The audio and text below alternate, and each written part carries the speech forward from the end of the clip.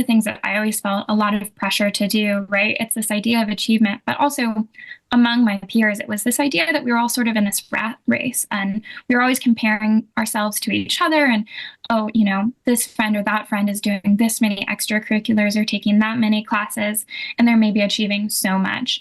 And that really affected my well-being negatively at the time. And so I want to hear a little bit about how both the tools and the things that we have within this book, but then also your experience as a professor on campus, can help to kind of like navigate and mitigate some of that. And I think that's actually been worse. That's really gotten worse over the past decade, or maybe the past 5 years, maybe since pandemic.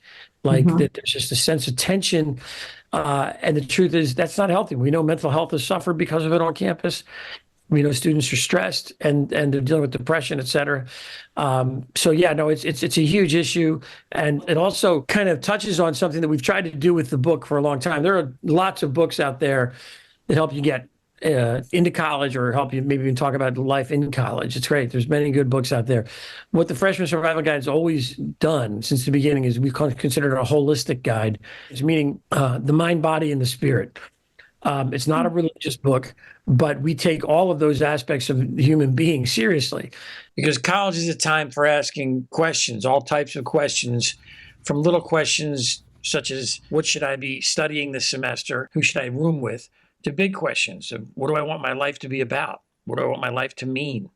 What are my values? Those questions are as much spiritual as they are intellectual or psychological or emotional. It's simply about addressing the questions that any human being, I think, asks. And whether it's, I don't believe in anything and I'm an atheist, that's fine, but it's at least going on that journey of asking questions and challenging yourself and critically thinking about your life, what you want your life to be, what you hope your life and goals are, what you want for your community. It's really asking those big questions. And those are, again, holistic questions about the mind, the body, and the spirit. Whether the chapter is on dealing with time management, or whether it's dealing with roommates, or whether it's dealing with drugs and alcohol or relationships or whatever.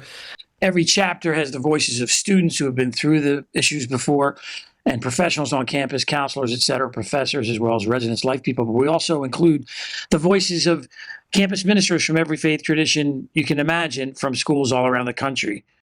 And what was the most fascinating of all is how these different faith leaders, when we would get them together to talk, how they really never disagreed about theology or religion or anything of the sort, but how much they actually harmonized, how much they cared for students, and how much they were interested in engaging with the students in the spiritual questions they had. It's one of the things I love about the Freshman Survival Guide, Bill, because my class on consuming happiness is cross-listed with religious studies for that very reason. Because you can't ask questions and talk about the good life, about happiness and meaning in this country without looking at so many of the organized religion and the spiritual underpinnings of our assumptions of what is good, what is right, what brings us joy and happiness. So really, you can look at it from an academic perspective, but we are all socialized to really also feel it in a spiritual way of some sort. And to not have that question on the table means that a part of us is not getting fed. And so to really kind of, even though it makes people quite uncomfortable, and I totally know it in my classes, people get all squirmy when I start talking about religion and faith. And I get it. It's, that and money are the things that you're not really supposed to talk about in polite company, but I talk about them both in almost every lecture. And I think it's important because we need to demystify this so that college can be the time to ask and answer these really big, important questions. The Freshman Survival Guide really tries to talk about, in a world in which you're uniquely trying to become yourself and discover authentically maybe who you are and what you're good at and what you really, not only what you're good at, what really truly brings you joy and sustenance and fulfillment. That's a journey that's more than simply done in a classroom. It's done on many levels in college, and we hope students can hopefully take advantage of some of that in all these ways. And so I think the spiritual aspect in that sense, and the mind, body, and spirit is important, just to be sort of looking at what do I want my life to be?